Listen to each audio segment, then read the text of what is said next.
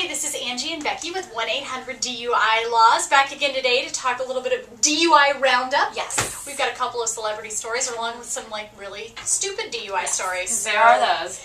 You guys, first and foremost, Lindsay Lohan. God bless her. It's like capturing America with her crazy DUI story.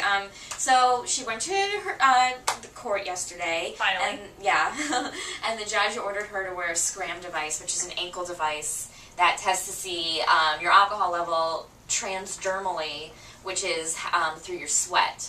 And so I don't know how effective that would be to prevent her from drinking and driving. Well, let's just say this.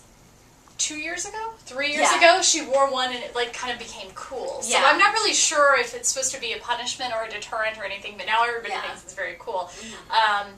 To that end, we've actually had more searches on our website by 3 times yesterday than we've had in the last 4 years that we've been tracking traffic based on that alone. Exactly. However, you're absolutely right.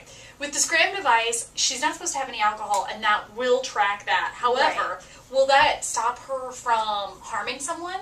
What if she takes 3 shots, takes the car keys, and is out the door? Before anybody finds out that she's been drinking, she's already drunk in the car. Exactly. It seems like maybe if it's really to prevent her from drinking and driving and hurting other people, potentially, that she could have like a scram ignition interlock device combo. I agree. I absolutely agree. Because first of all, the scram device is a qualitative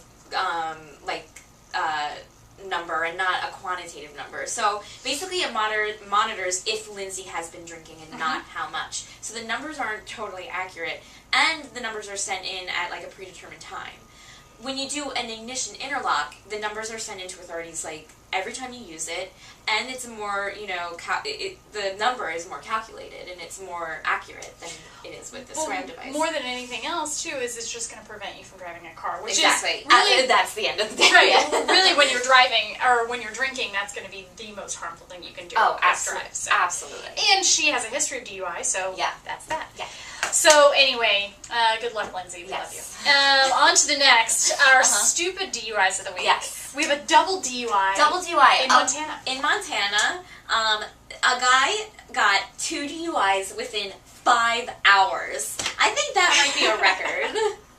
Well, I think it's interesting because he's pleading not guilty to both DUIs, so I guess, if it's hard enough to get out of one, I don't know what they're going to do when you have to get out of 2, but he went into jail kind of the middle of the night for drinking and driving. They released him 5 hours later. Yeah. He drove and hit a car and was arrested at that time. Oh, so bad day for that it'll guy. be interesting. I know. Good luck to him, though.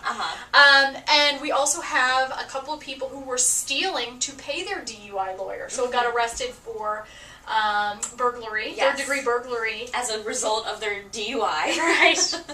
They were in kind of a warehouse type situation or something, looking for scrap metal. The cops pulled up. They come out with their scrap metal. The cops say, "What are you doing?" They say, "We're trying to find scrap metal to sell to pay for the DUI lawyer." So I think the lawyer should have offered them a payment plan. That may have been a little bit easier. Yeah. Although, unless they have to pay the lawyer in scrap metal, which I don't want to know about. Right. A good business plan for the DUI attorneys, though, right? Yeah. Or if they're criminal as well, is let's just make this so expensive that people have to steal to pay us, and then we get to represent them. Because that makes so much sense. Right. Yeah. Absolutely.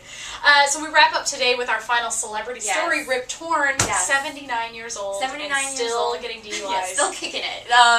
Rip Torn was just cleared of his DUI in Connecticut. He still has some more legal issues, however, because there are charges against him that he was intoxicated and attempted to burglarize a bank. Which would be interesting. Yes, that is interesting.